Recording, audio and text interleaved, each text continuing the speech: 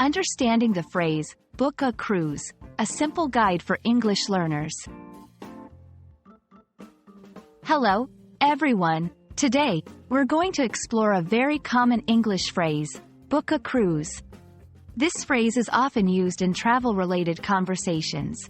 By the end of this video, you'll understand not only what it means, but also how to use it in your own conversations. Let's dive in.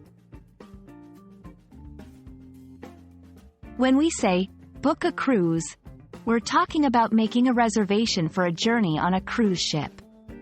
A cruise ship is a large boat that takes passengers on voyages, usually for pleasure and with various stops along the way.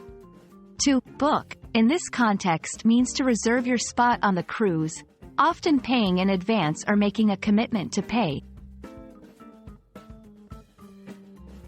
Let's break it down further. Book. This is a verb meaning to arrange to use or do something at a particular time in the future. In other contexts, it can also mean to reserve a hotel room, a table at a restaurant, or tickets to an event. A cruise. This is a noun referring to a journey on a ship for pleasure, usually stopping at several places. A cruise is often seen as a relaxing way to travel and see different parts of the world. Now, let's look at how to use book a cruise in a sentence. I want to book a cruise for my summer vacation. They booked a cruise to the Caribbean for their honeymoon. Are you thinking of booking a cruise for your next holiday? 1. Q. Can I book a cruise online? A. Yes.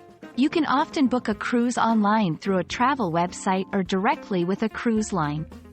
2. Q. What information do I need to book a cruise? A. You'll typically need your personal details, travel dates, and payment information. And that's all about booking a cruise. Whether you're planning your next holiday or just curious about the phrase, I hope this video has been helpful. Remember, learning a new language is all about practice, so try using this phrase in your next English conversation. Thanks for watching, and see you in the next video.